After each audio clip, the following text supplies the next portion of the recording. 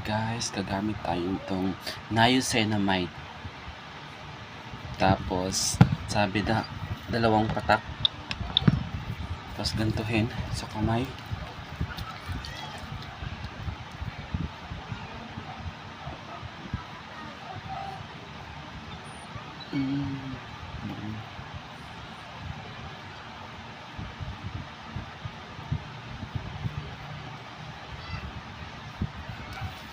Tapos sa dibdib, sa likod, siyempre sa kamay.